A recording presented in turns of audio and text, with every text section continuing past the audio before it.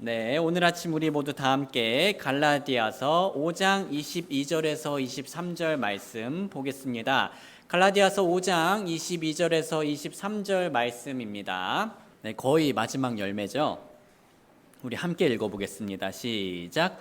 그러나 성령의 열매는 사랑과 기쁨과 화평과 오래 참음과 부드러움과 선함과 믿음과 온유와 절제니 이 같은 것을 반대할 법이 없느니라. 아멘.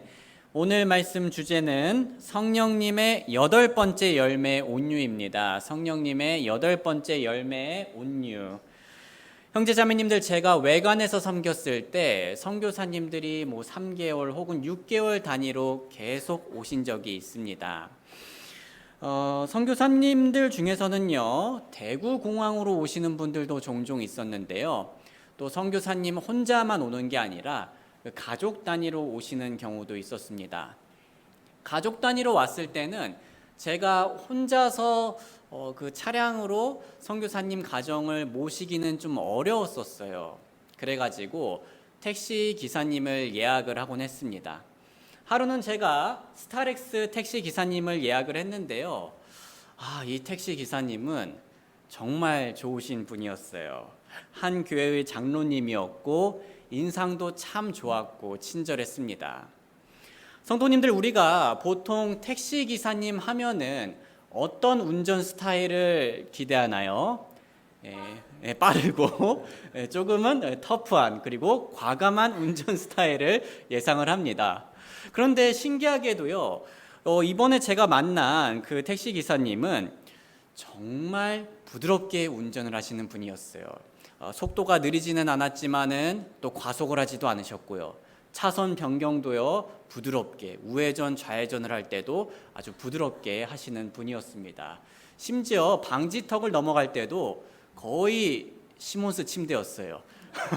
어떻게 그렇게까지 부드럽게 운전을 할 수 있는지. 저도 스타렉스를 그래도 한 2, 3년간 운전을 해봤었거든요.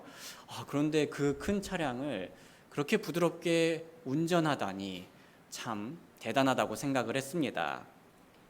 그래서 만약 제가 당시에 그 택시 기사님에 대한 리뷰를 달 수 있었다면은 일단 별 5개를 드리고요. 이렇게 리뷰를 남길 것 같습니다. 온유하신 택시 기사님. 성도님들, 성경에서 온유함은요, 성격이나 태도가 온화하고 또 부드러운 것을 얘기를 하는데요. 그렇다고 해서 약하거나 힘이 없어서 부드러운 게 아닙니다. 예를 들면은 제 둘째 아들 종건이가 참 부들부들거려요. 말랑말랑거리고요. 근데 종건이가 그런 이유는 아직 아이여서 힘이 없어서 그런 거죠. 그런데 성경에서의 온유함은 그런 게 아닙니다. 강하고 힘이 있는데 부드러운 것을 말해요. 마치 운동선수가 운동을 정말 잘하고 힘이 강한데 근육은 너무나 이렇게 컨디션이 좋아서 또 만지면 부드러운 것처럼 말이죠. 성경에서의 온유함도 이와 비슷하다고 할 수 있습니다. 힘이 있는데 그 힘을 사랑으로 조절해서 부드러운 겁니다. 힘이 있는데 사랑으로 조절해서 그 힘이 부드러운 것, 그것이 바로 성경이 말하는 온유함입니다. 하나님의 말씀은요, 우리가 이러한 온유함으로 생활하기를 가르치고 있는데요. 골로새서 3장 12절 말씀은 다음과 같이 얘기합니다. 우리 같이 읽어보겠습니다. 시작. 그러므로 너희는 하나님의 택함 받은 자요, 거룩하고 사랑받는 자들로서 긍휼히 여기는 심정과 친절과 마음의 겸손함과 온유와 오래 참음으로 옷 입고. 자, 우리가 항상 옷을 입죠. 온유함은 옷처럼 우리가 일상생활에서 항상 입고 있어야 할 성품이라는 얘기입니다. 저는 오늘 특별히 2가지 상황에서 온유함이 필요하다라고 말씀드리고 싶은데요. 첫 번째로는요, 우리가 하나님의 말씀을 들을 때 온유함이 필요합니다. 우리가 하나님의 말씀을 들을 때 온유함이 필요합니다. 온유함이 하나님의 말씀을 듣는 것과 연관이 되지? 라고 좀 의문이 드실 수도 있는데요.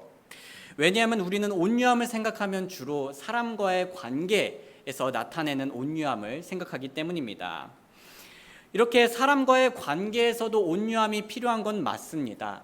그런데 성경에서는요, 독특하게도요, 우리가 하나님의 말씀을 받아들일 때 온유함이 필요하다라고 얘기하고 있습니다. 야고보서 1장 21절 같이 읽겠습니다. 시작. 그런즉 모든 더러움과 넘치는 악을 떨쳐버리고 너희 혼들을 능히 구원할 수 있는 접붙여진 말씀을 온유함으로 받으라. 말씀을 온유함으로 받으라 라고 얘기하죠.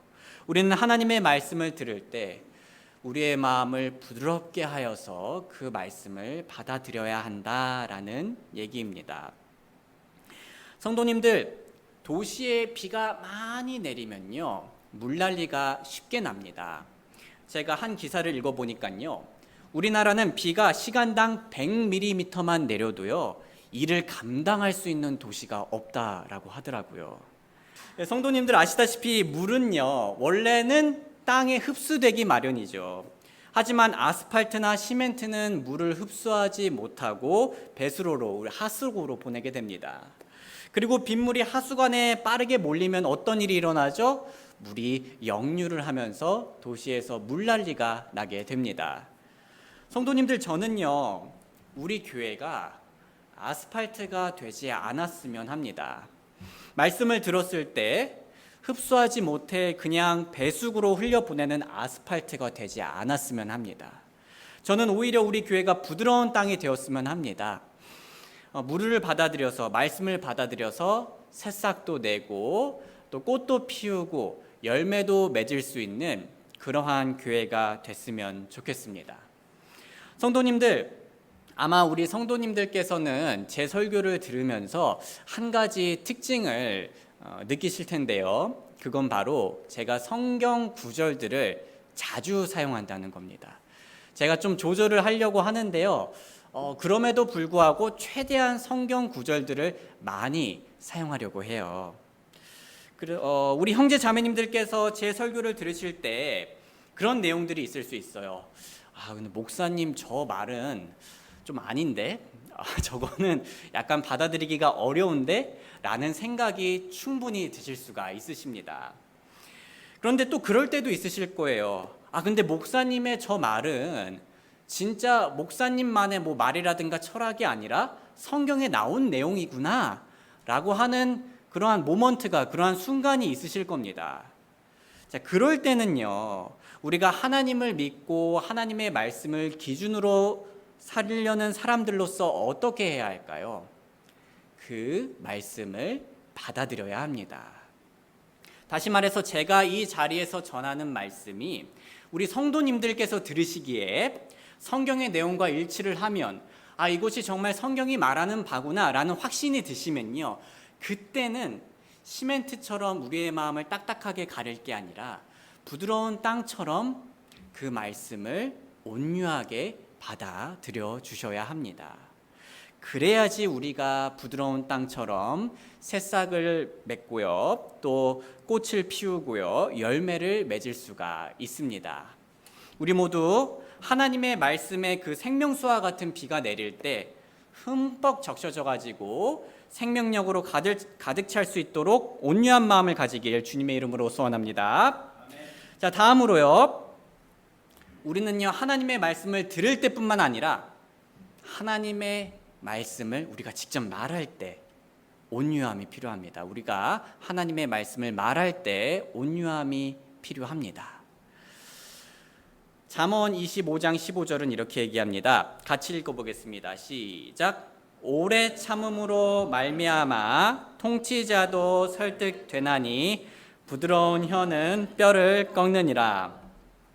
우리가 정말 상대방과 깊이 있는 대화, 또 의미 있는 대화를 나누고 싶을 때, 그리고 우리가 정말 상대방에게 좋은 영향력을 끼치고 또 변화를 일으키고 싶을 때 우리에게 꼭 필요한 성품은요, 온유함입니다. 강압적이거나 화를 내는 것이 아니라 이 온유함이야말로 능력이 있습니다. 특히 성경에서는요, 상대방이 부족한 모습을 보일 때 더더욱 온유함이 필요하다는 것을 알려주는데요. 갈라디아서 6장 1절은 이렇게 얘기합니다. 형제들아, 만일 어떤 사람이 잘못에 빠지거든 영적인 너희는 온유의 영으로 그러한 자를 회복시키고 너 자신을 살펴보아 너도 시험에 들지 않게 하라. 우리가 온유한 사람의 모습을 생각할 때요, 아이를 돌보는 사람의 모습을 생각하면 좋습니다. 왜냐하면 데살로니가전서 2장 7절이 이렇게 얘기를 하거든요. 우리 같이 읽어보겠습니다. 시작. 오직 우리는 어떤 유모가 자기 아이들을 돌보듯 너희 가운데서 부드러웠느니라. 성도님들, 성경에서의 부드러운 온유함을 생각하실 때, 특히 사람들과의 관계에서의 온유함을 생각하실 때는요, 아이를 돌보는 부모님이라든가 아니면은 아직 미성숙한 학생을 가르치는 선생님의 모습을 생각하시면 좋습니다. 왜냐하면 온유하게 대하는 것은요, 엄하게 군대처럼 대하는 것과는 다르기 때문입니다.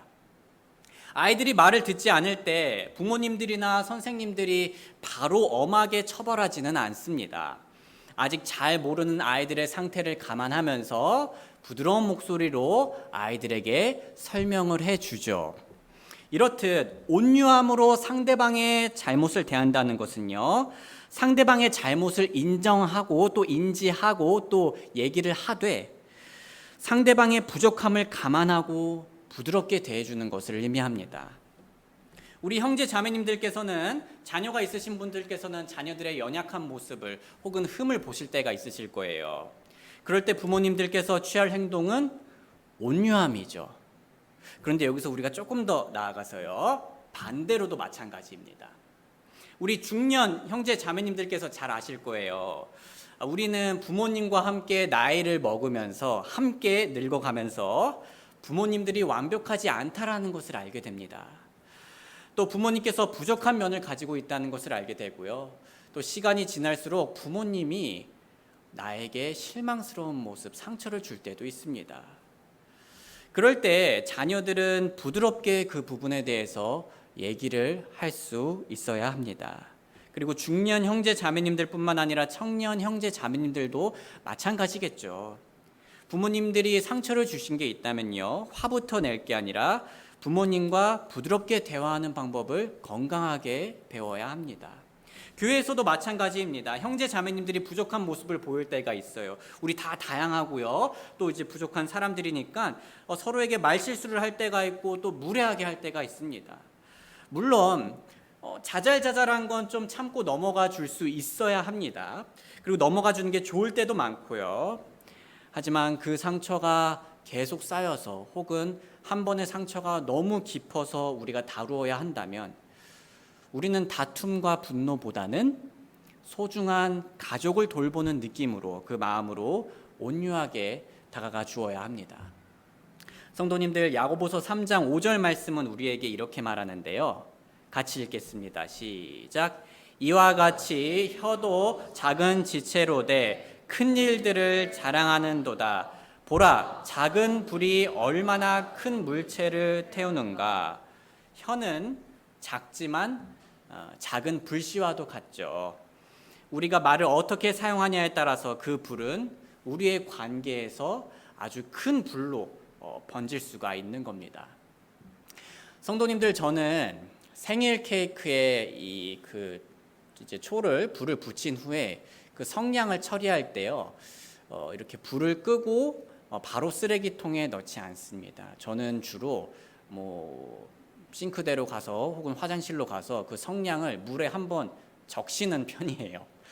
그런 다음에 또 바로 넣지 않고 또 밖에서 식히는 편이고요.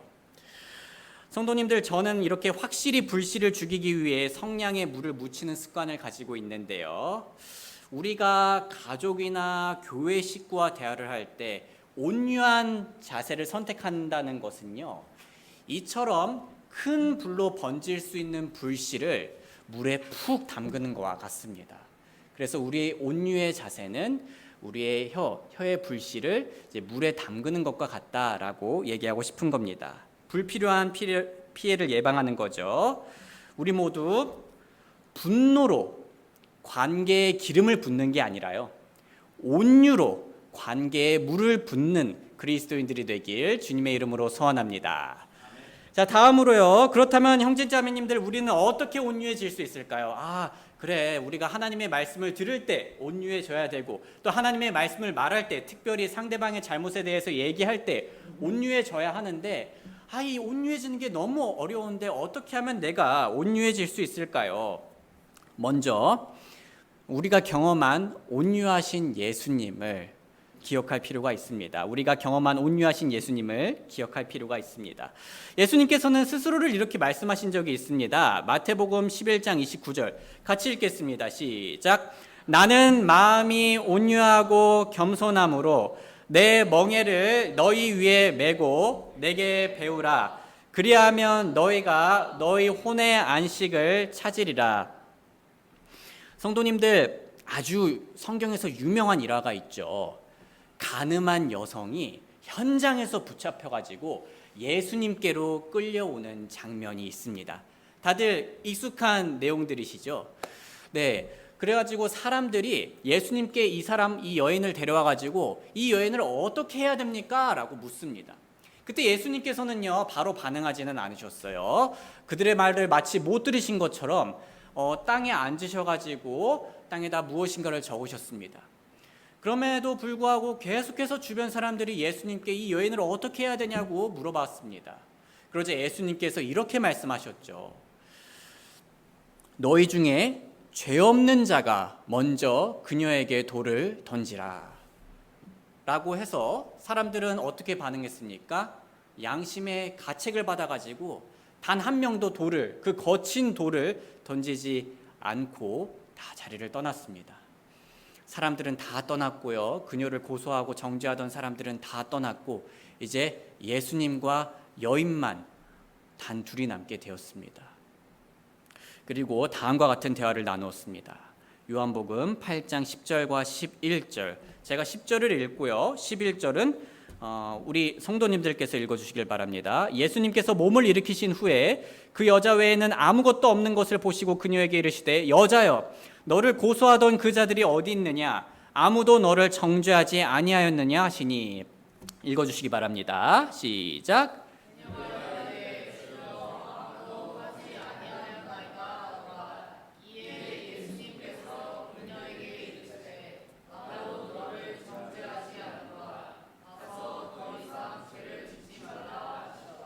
네.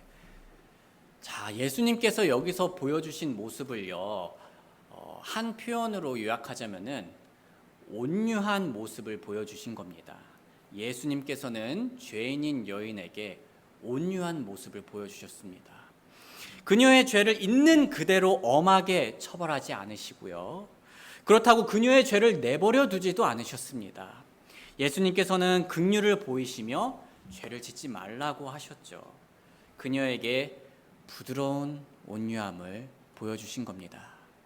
소중한 형제 자매님들, 우리 그리스도인들도 어떻게 보면 이 여인과 같은 온유한 경험을 하지 않았습니까? 예수님께서는 우리의 죄를 있는 그대로 처벌하지 않으셨죠. 그렇다고 그 죄를 가만히 내버려 두지도 않으셨습니다. 예수님께서는 그 거친 십자가를, 그 두려운 분노를, 그 날카롭고 뾰족한 고통을 대신 당하셨습니다. 그리고 대신 우리에게 무엇을 허락해 주셨습니까? 사랑으로 온유하게 구원을 허락해 주셨죠. 우리가 누리는 구원은요, 예수님의 무한한 온유함의 결과인 겁니다. 그래서 분노가 생길 때 우리가 경험한 온유함을 기억하길 권하고 싶습니다. 그건 마치 지금 불타는 나의 머리를 온유한 물에 푹 담그는 것과 같은 효과를 가지고 있습니다. 다음으로요, 모든 상황을 하나님께 맡기는 게 온유함을 가지는 것에 있어서 도움이 됩니다. 저는 제가 온유함을 잘 유지하지 못했을 때를 되돌아보면요, 불안해서 그럴 때가 많았어요. 내 뜻대로 안 될까봐 불안하고요, 미래가 계속해서 불안정할까봐 불안하고요. 그러니까 내 뜻대로 하려고 몰아붙이다 보니까 화를 내게 되더라고요. 그런데 우리가 우리를 향한 하나님의 선한 뜻을 신뢰하면 무슨 일이 일어날 수 있을까요? 하나님께서 나를 이 어려움 가운데서도 선하게 이끌어 주실 수 있다. 이 안에서도 하나님께서 선한 뜻을 가지고 있다라는 믿음을 가지면요, 어떠한 일이 일어날까요? 마음의 평안이 옵니다. 그리고 그 평안은요, 우리가 우리의 마음의 여유를 가지고 온유함을 가질 수 있게 하는데 아주 큰 도움이 될 수 있다는 얘기죠. 마지막으로요, 우리는 성령님을 의지하며 온유함을 가질 수 있습니다. 구원받은 우리의 특권이죠. 성령님. 온유는 성령님의 열매입니다. 그래서 우리는 성령님을 통해 온유함을 열매로 맺을 수가 있습니다. 그러니 우리 앞으로 이렇게 살아보길 권하고 싶습니다. 우리에게 화가 나는 일이 생깁니다. 아마 오늘 또 생길 수도 있으세요. 내 가족이 나를 또 짜증나게 해요. 내가 싫어하는 말을 내 가족이 또 합니다. 내가 싫어하는 행동을 또 가족이 합니다. 저 같은 경우는 제가 운전할 때 아이들이 짜증을 내며 칭얼거립니다. 그거 쉽지 않아요. 쉽지 않아요. 그리고 날씨가 더운 날에는요, 제 본래 성격이 나와서 온유해지기가 더더욱 어려워요. 그럴 때 우리는 어떻게 하면 좋을까요? 일단 성도님들 심호흡을 하시길 바랍니다. 하고요. 그리고 성령님께 기도를 해보시길 바랍니다. 성령님, 저는 온유하신 예수님을 크게 경험한 사람입니다. 그리고 지금 이 상황으로 인해 생기는 저의 걱정과 분노와 짜증을 선하신 하나님께 맡기려고 합니다. 성령님의 열매는 온유함이니 성령님께서 제가 온유해질 수 있도록 도와주세요. 물론 모든 상황에서 이렇게 침착하게 하기는 어렵겠죠. 순간순간 찰나의 순간도 있을 테니까요. 하지만 우리가 가능한 대로 최선을 다해 이런 식으로 성령님을 의지하면요, 그 결과가 매우 다릅니다. 우리가 그분을 의지하기 전이랑 의지하기 후랑 우리의 언행이 매우 달라진다는 거죠. 성령님을 의지한 우리의 말과 행동과 마음은 훨씬 더 부드러워지고 온화해집니다. 이건 제가 개인적으로 경험해온 것이라서 더 확신 있게 말씀드릴 수 있는 부분이기도 합니다. 물론 우리 중에는요, 목사님, 근데 저는 성격상 온유해지기는 어려워요. 네, 맞습니다. 성격상 온유해지기 참 어려운 분들이 계세요. 어떤 성격은 부드러워지는 게 참 불가능해 보입니다. 그분들께는 온유라는 것이 특별히 더 어려우실 거예요. 하지만 성경에서는요, 성격이 충동적이고 불같은 분들도요, 충분히 온유해질 수 있음을 보여주곤 합니다. 예를 들어서 민수기 12장 3절이에요. 우리 한번 같이 읽어보겠습니다. 시작. 이제 그 사람 모세는 매우 온유하였는데 지면에 있는 모든 사람보다 더욱 온유하였더라. 사랑하는 형제 자매님들, 모세는 어떤 사람이었습니까? 충동적으로 사람을 죽인 사람이었었어요.